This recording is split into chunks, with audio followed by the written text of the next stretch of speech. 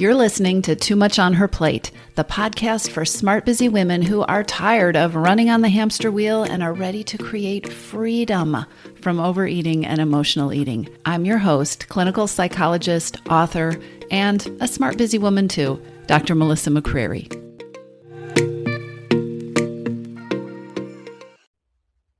Hello, everybody. Today, I want to talk with you about night eating, comfort eating at the end of the day, or right before you go to bed, or comfort eating that happens when you know you should be in bed, but you really want something nice and rewarding and a sweet little treat for yourself, right? This is a huge problem for smart, busy women. Happens all the time. End-of-day eating is probably the biggest trouble spot when it comes to trying to take your power back from overeating and from emotional eating. So let's talk about that. I want to talk about how to stop comfort eating at night in a way that feels empowering. And specifically today, I have for you 5 steps that you can take to regain control. Okay, so autopilot comfort eating at night. What does that look like? You probably know it's relaxing in your comfy chair and hunkering down with that bowl of ice cream or the quart of ice cream or the bag of chips at the end of the day. This is a pattern that so many smart, busy women struggle with. When you have been going all day, especially if there hasn't been much time for you, when you're out of energy, when you're out of time, it is natural to want to squeeze in an easy reward, to squeeze in some comfort, some downtime, something for you. And in that moment, eating at night feels good. And it doesn't, right? Comfort eating or numbing out at night is often that thing that sabotages you when so many hours of effort and healthy eating have already happened. You've done all the planning, you've checked all the boxes, and then it feels like at the end of the day, it all falls apart. What's intended as a reward, that bowl of ice cream, the bag of chips, that extra going back for the leftovers in the refrigerator, you intend that as a reward. But in the end, it leaves you feeling bad or frustrated or mad at yourself or off track or like, oh, okay, I need to start over again the next morning, right? Tomorrow is going to be a new day. Overeating at night is also just a crummy time of day to add that overeating habit in. And you know that, right? It can lead to poor sleep. It leads to you feeling less than wonderful in the morning. And also to that feeling of, I am even further behind than I was. And then there's also this little gem. Comfort eating at the end of the day, binging at night, having that extra treat for yourself, it usually takes place when you're distracted or tired or zoned out or doing something else like watching TV or scrolling through your phone. Most of the time, you don't even fully savor. You don't even fully taste and enjoy those treats, in air quotes, right? Those treats that you are supposedly rewarding yourself with. It's actually kind of a half-assed reward, right? So, usually, if you are a human who was raised in this culture, your brain tells you that the solution to overeating or comfort eating at the end of the day is to sit on your hands and be strong, not do it, or run yourself ragged, do something productive so that you don't have time to think about food or eating. Do something, get something done, complete that project. Right. I mean, it might sound good in some perfectionistic theory that you build in your mind, but how's that plan to clean the kitchen instead of eating the ice cream really working for you? Has it ever really worked for you? I know, it never worked for me either.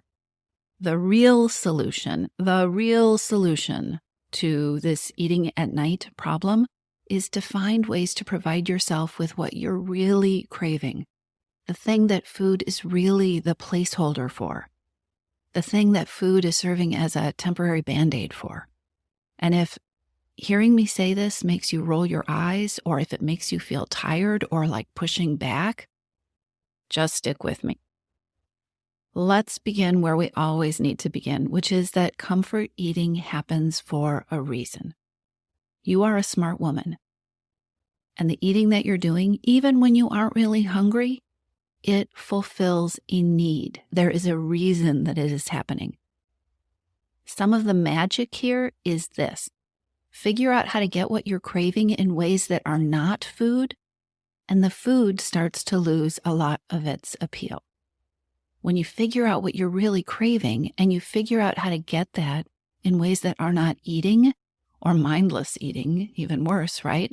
When you start to get what you really need, food starts to lose its appeal.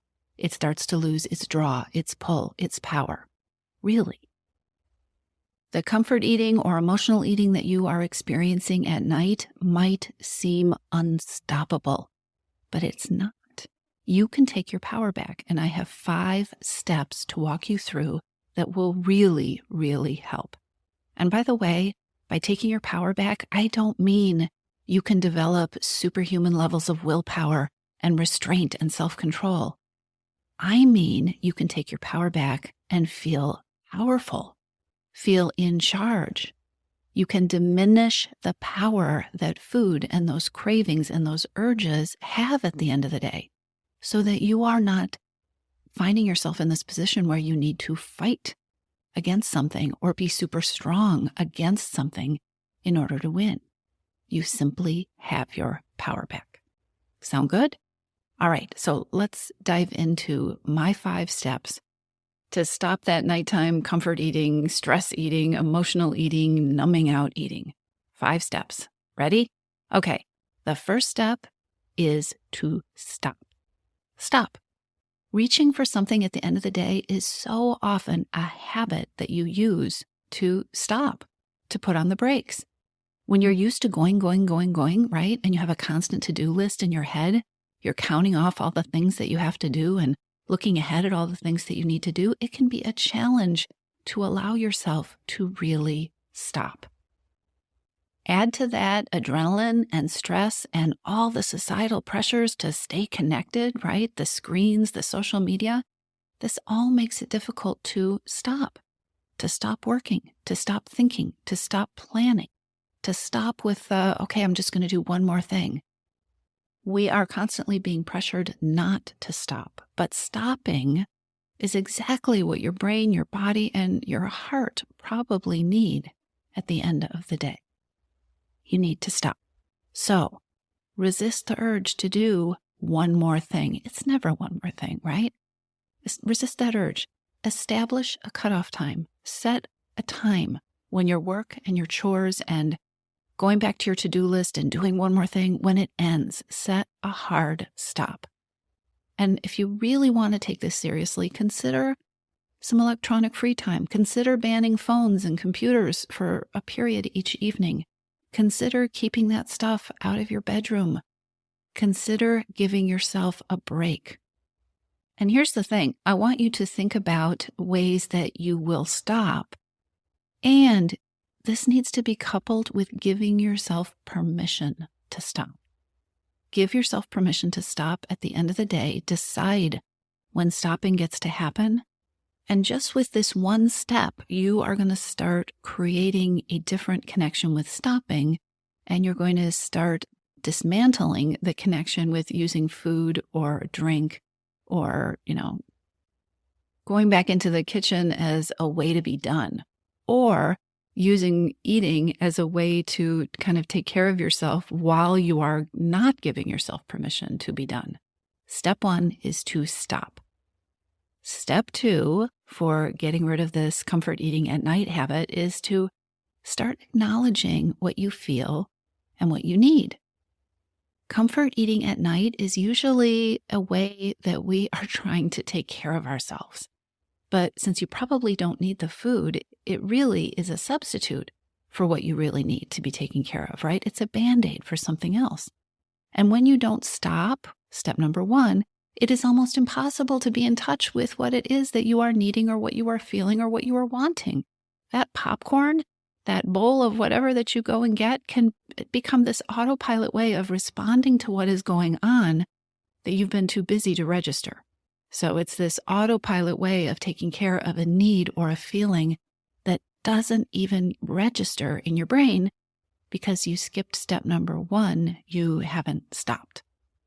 So this is where a pause comes in so handy. Take a few moments at the end of the day. It could be at the very end of your day, or it could be at the end of your work day, or at the end of whatever. Take a few moments to ask yourself what you know about how you're feeling, what you know about what you really need. And by the way, don't censor yourself or worry that what you need is impossible, so you just need to not think about it. Really ask and be curious about what's going on inside of you. The very first step of compassion, which is an important thing when you are trying to change your relationship with food, the very first step, the beginning of compassion, is when you acknowledge your reality, when you acknowledge what it is that you're needing, what it is that you're wanting, what it is that you really, really want, even if you haven't figured out how to give yourself that thing. So, step 1, stop. Step 2, pay attention to what it is that you really need and want and feel. And here we go with step 3, and this is the step your brain is going to want to skip. Step number 3 is, if you are tired, be tired. I mean this. I wish I could accurately measure how much overeating, how much comfort eating, how much stress eating, how much boredom eating happens as a way to medicate or fight off exhaustion. Whether you're trying to perk up so that you can do more, or whether you are so exhausted but you're staying up late because it is the only time that you've had for you all day long, ignoring exhaustion has so many negative consequences. It never works. And one of the big ones is overeating. I always ask my coaching clients about their sleep, about how much sleep they're getting, about the quality of sleep, and about their level of exhaustion. And I continue to be astounded about how much really serious exhaustion gets minimized, or actually, I'm always astounded by how much it never gets mentioned as an issue. Because here is the thing.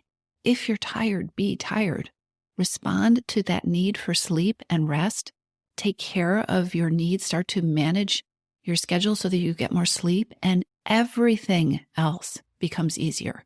And by everything, I mean everything. Just about everything, if not everything, will get easier. So if you're tired, your best immediate move is to sleep. And if you are resisting sleep, if part of the reason that the overeating is happening at night is because you're exhausted, but it is your only time, and I hear this so often, right? The end of the day is the only time I get, so I don't want to give it up. I know I should go to sleep, but I don't want to. Sleep now. If you're tired, be tired. And then, and it will be easier if you start by sleeping now and starting to get more rest, but what we need to do is work to move the me time to an earlier place in your day, even if that means getting up earlier, but don't try to do that first. Sleep first. Now, your inner rebel might fight you on this, but this is one place where self-compassion requires some tough love.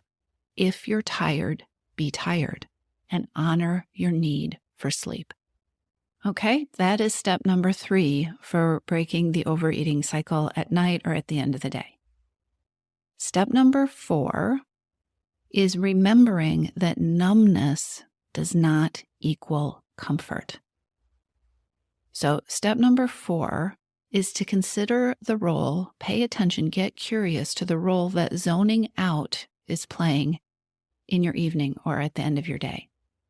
If your evening routine and your evening overeating are a means of escaping, if it's a way to push away your day or to numb out, to just disengage, then those activities probably are not truly comforting you, and I'm betting they are not nourishing you because you're not fully present to absorb any benefit that you're getting from what it is that you're doing.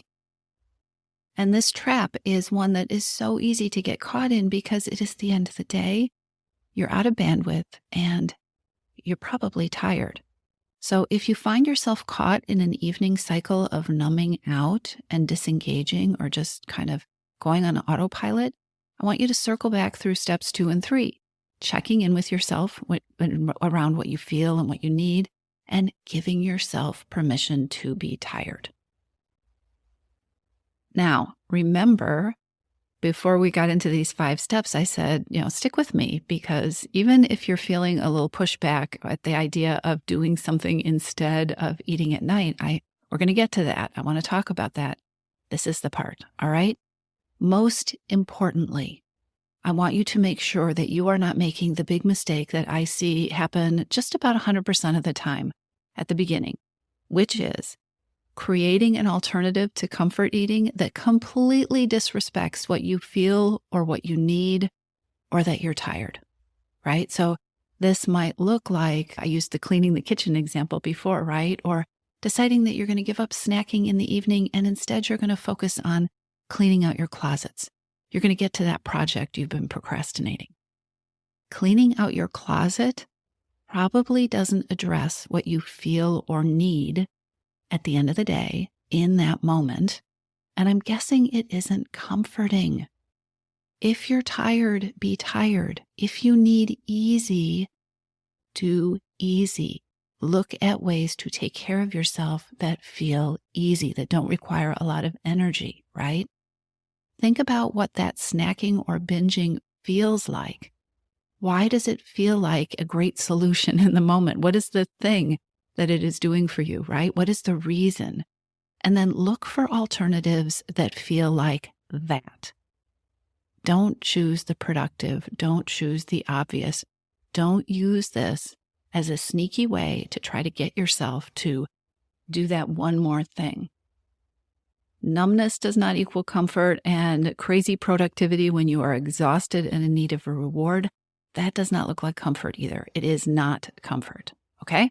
So, step number 5, this is the last step. I want you to embrace ritual. Comfort eating at night is probably, at least partly, a habit or a ritual, right? So is pulling out your phone when you're bored, checking your email, getting on social media, scrolling through videos, or automatically asking yourself what you have to do next, right? These are habits or routines or rituals.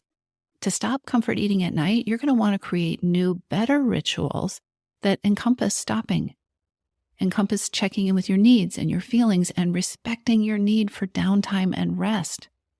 And at this point in the game, that probably sounds incredibly aspirational. That's okay. Don't expect to nail the perfect routine right away. Don't expect it to just pop into your head and work beautifully. Start with what you already know would feel better than what you're currently doing. Start with what you already know would feel better and what feels doable. And then start adding and start experimenting. Start playing with how to make things better. Think about how you might routinely provide comfort, a little bit more comfort, a little bit more relaxation for yourself at the end of the day. How could you make that into a routine? If sitting down with something good to eat signals a transition or an end to your day, if that's like, okay, I'm stopping now, I'm having my snack, what could you try instead? There's some really beautiful things about creating rituals and routines. The first is that you are coming up with one routine to replace another one with. So instead of not overeating at night, right, and holding onto the edge of your chair, you are going to experiment with coming up with a different ritual that doesn't include food. So that's the first thing. But the other thing is that when you come up with a routine, this is what I'm going to try to do in the evenings, it can eliminate the need to be constantly making decisions over and over each day. What am I going to do instead of eating tonight, right? The more routines we have, especially the ones that work for us and help us to really take care of ourselves and nourish ourselves, the less we have to think, the less we have to make decisions, often at times when decision making is really hard, right? Because you're tired, you're out of bandwidth, you've used up your willpower for the day. So a routine can be a lovely thing to just fall into. Now, often the easiest way to create an end of day ritual is to work backward. So you could decide on your goal bedtime, right? This is the time I want to be in bed so I can get a good night's sleep, and then work backward from the time that you want to go to bed to, okay, this is how much wind down time I'm going to need. And I can start to put together a wind down routine that will unfold automatically. And maybe before the wind down routine, if I'm going to have time for that, this is when I really need to do the hard stop. Start with where you want to end and work backward from there. Okay? So those are the 5 steps that I have for you to transform an overeating at night habit in a way that gives you your power back and doesn't rely on willpower or expecting, crazy mental discipline at a time of day when very few of us have mental discipline.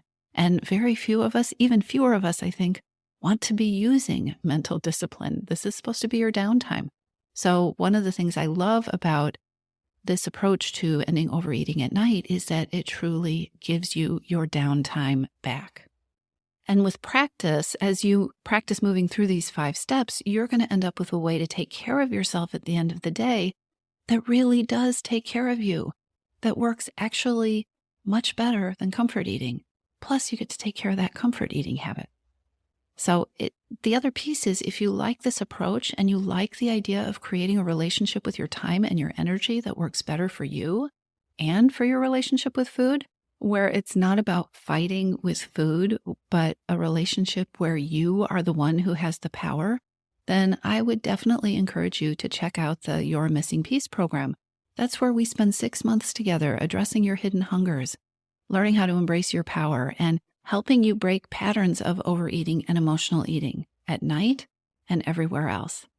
And I want to say this again. Overeating at night, overeating at the end of the day, this is, I think, the most common pattern of overeating. So if this is something you struggle with, you are not alone. And if you have found this episode to be helpful and you think it would be helpful to someone else, share the episode, because the other piece of this is that there are way too many smart, incredible women who are struggling with overeating and emotional eating and feeling like they are the only ones. If you overeat at night, you are not alone, and there is absolutely a way for you to take your power back. I'll talk to you soon. If you're ready to lose your overeating and emotional eating habits, and you are ready to step into a relationship with food that fits you, one that doesn't rely on willpower and deprivation, then now is the time to join Your Missing Piece. Enrollment is open, and this is the perfect time to join me. Go to toomuchonherplate.com/freedom, or just click on the link in the show notes. Your Missing Piece is the program where I show you step-by-step how to create freedom from overeating with a unique combination of psychologist-designed, personalized work with me, coaching, and smart strategy. You'll learn how to reclaim your power, ditch the diets, and create results that are built to last. Check it all out at toomuchonherplate.com/freedom, and I'll see you inside.